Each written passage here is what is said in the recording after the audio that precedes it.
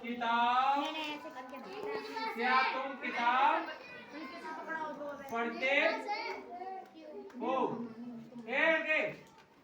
क्या तुम किताब पढ़ते हो?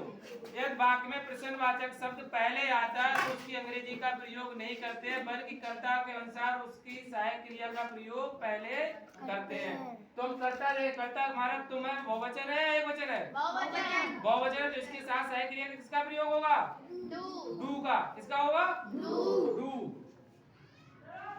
फिर सहायक क्रिया के बाद फिर हम कर्ता को लिखते हैं। किसको लिखते हैं? कर्ता हमारा क्या है? तुम की अंग्रेजी क्या है? तो डू यू।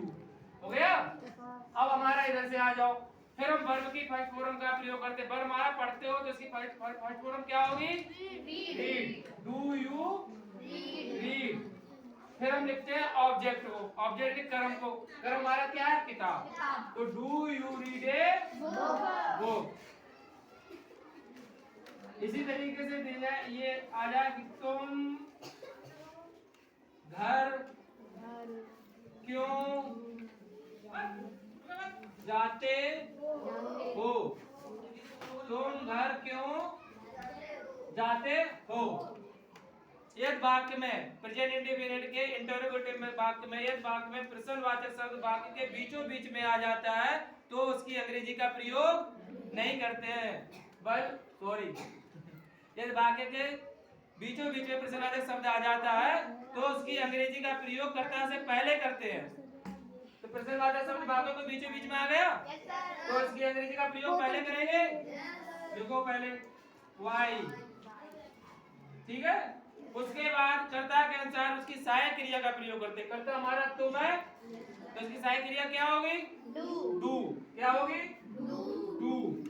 फिर लिखते हैं कर्ता को डू यू। फिर लिखेंगे वर्ब हमारा क्या है? जाते हो। तो क्या लिखेंगे? गो। टू कहाँ जाता है? ऑब्जेक्ट घर। हाँ, समझ आ गया? Why do you go to? हाँ। ये कर्ता एक वचन है तो डच का प्रयोग करेंगे। यदि कर्ता एक वचन है तो डच का प्रयोग करेंगे। यदि कर्ता बहुवचन है तो डू का प्रयोग करेंगे। समझ में आया? एक बार हम फिर रिपीट कर दे रहे हैं।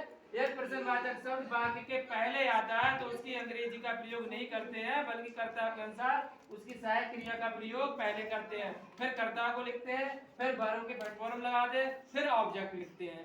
एक वाक्य में प्रश्नवाचक शब्द बीचों बीच में आता है तो उसकी अंग्रेजी का प्रयोग पहले करते हैं, कर्ता से पहले करते हैं। तो घर के बीच में आ गए तो उसकी अंग्रेजी का प्रयोग पहले करेंगे, फिर कर्ता के अनुसार उसकी हेल्पिंग वर्ब सहायक क्रिया का प्रयोग करेंगे, फिर कर्ता को लिखेंगे, फिर हम किसको लिखेंगे? वर्ब की फर्स्ट फॉर्म, फिर लिखेंगे ऑब्जेक्ट। अब गलत मत करना, ठीक है?